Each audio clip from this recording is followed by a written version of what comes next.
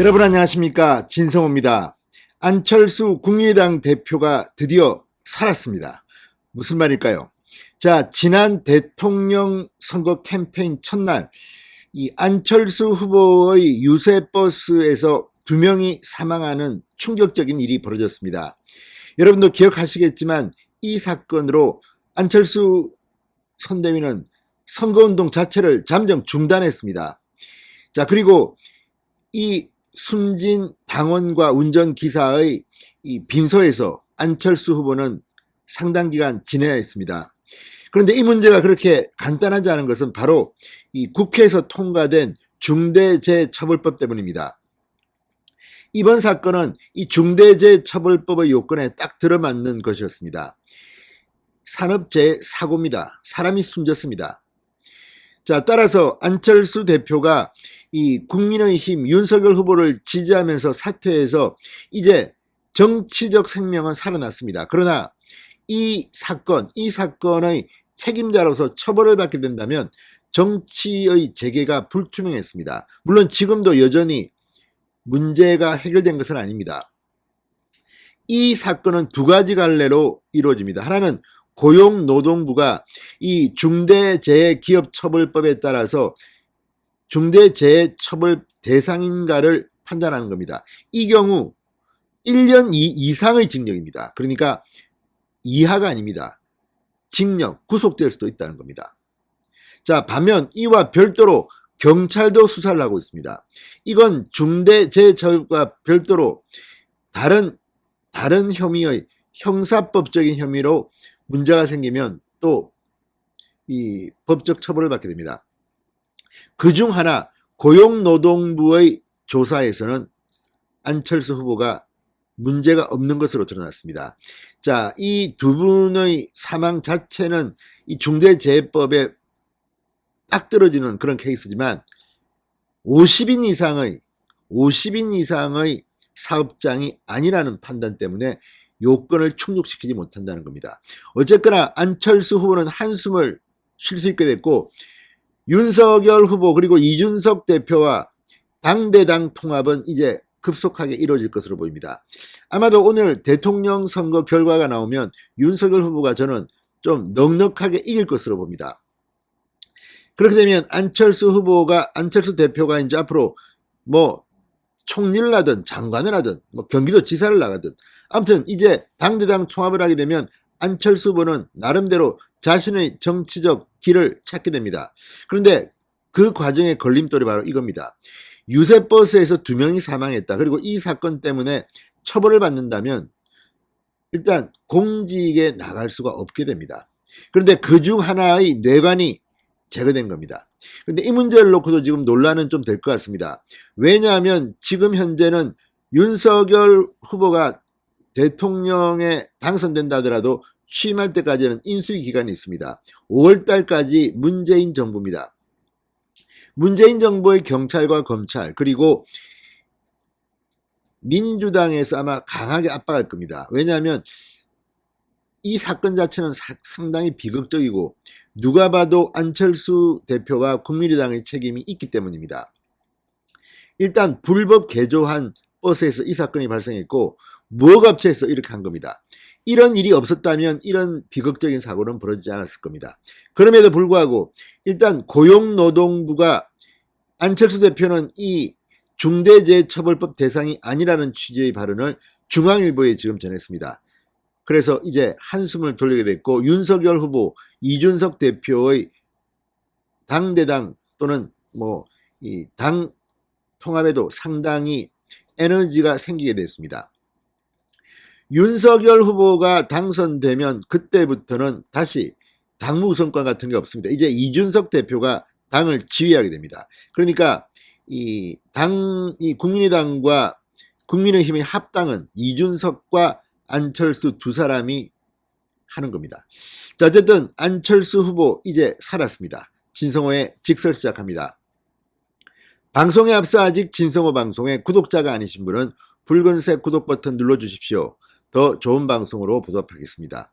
자, 방금 전 중앙일보가 안철수 국민의당 대표가 중대재해기업처벌법에 따른 처벌을 피하게 됐다고 단독 보도했습니다. 충남 천안에서 발생한 이 비극적 사태, 유세 차량 운전기사 그리고 당원 두 사람이 사망한 사건과 관련해서 고용부가 이런 결정을 내렸다고 합니다. 국민의당 역시 중처법상 처벌 대상에서 제외됐습니다. 고용노동부 관계자는 오늘 안철수 대표와 국민의당에 대해 중대재해처벌법을 적용하지 않는다.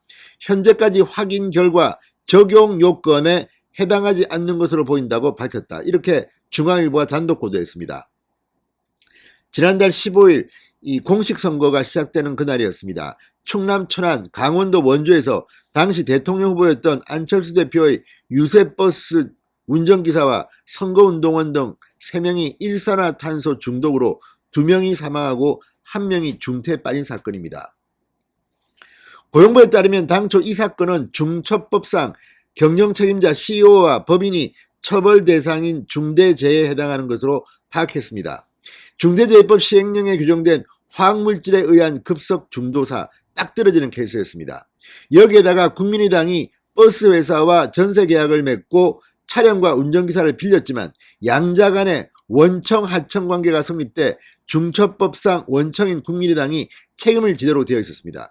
이까지는 딱 떨어지는 케이스입니다. 그러나 문제는 사람 수였습니다. 자, 만약에 중대재해처벌법이 적용된다면 안철수 대표는 교도소에 수감될 위기에 놓였습니다. 징역 1년 이상이기 때문입니다. 국민의당도 50억 원 이하의 벌금형을 받을 처지에 몰렸습니다. 당시 고용노동부는 사고가 발생하자마자 사법경찰권을 가진 근로감독관을 사고 현장에 보내 조사에 착수했습니다.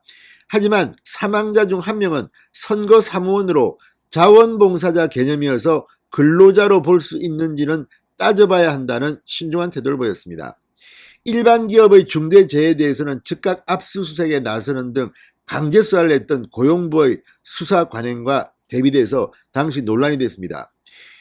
형평성에 어긋난다는 겁니다. 사실 이 법을 만들 때의 취지를 보면 사실 압수수색 같은 걸 해야 되지만 당시는 대통령 선거 중이었고 안철수 후보는 대통령 후보였습니다. 따라서 그렇게 하지 않고 신중하게 처리를 했습니다.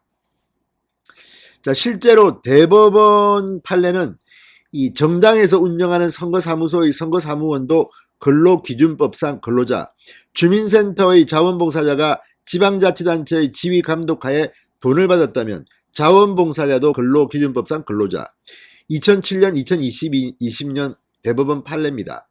숨진 2명 모두 다 근로자에 해당한다는 뜻입니다. 그러나 정부가 이 사안에 대해서만은 다소 미온적인 태도를 보였다. 처벌 대상이 대통령 후보였기 때문입니다. 이 문제는 앞으로 민주당이 문제를 제기할 수도 있습니다. 형평성의 원칙에 어긋난다고 볼 수도 있기 때문입니다. 자, 그런데 문제는 이번 이 안철수 대표와 국민의당에 대해서 이 유세 버스 사망 사건에도 불구하고 이렇게 해준다면 이게 아마 앞으로 중대재해처벌법의 또 다른 판례가 될 수도 있을 것 같습니다. 자, CEO를 처벌하지 않거나 처벌 대상을 대표가 아닌 하위 직급으로 낮추는 쪽으로 수사 방향을 잡게 되면 향후 같은 일이 발생할 때도 비슷하게 돼야 됩니다. 저는 사실 개인적으로 이 중대재해처벌법은 너무 무리한 법이라고 생각합니다. 어차피 뭐 정의당이나 민주당이 주장하는 건데 이렇게 되면 CEO들이 일을 할 수가 없습니다. 뭐 아무튼 책임은 져야겠지만 이렇게 구속까지 시킨다? 이건 좀 문제가 있다는 비판이 있었지만 아무튼 그렇게 했는데 어쩌다가 안철수 대표가 이 법의 적용 대상이냐 아니냐의 기로에 선 겁니다. 자, 그러면 왜 안철수 대표는 중처법 처벌 대상에서 빠졌을까요? 법 적용 요건입니다.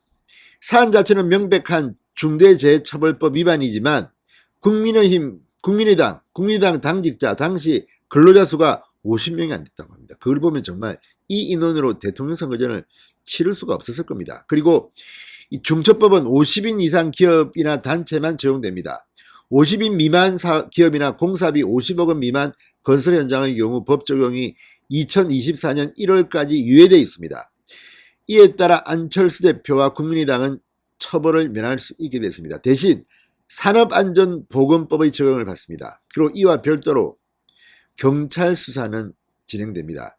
만약에 경찰 수사 결과에 따라서 안철수 대표의 책임이 주어진다면 이건 역시 재판을 받게 되는 상황도 배제할 수는 없습니다.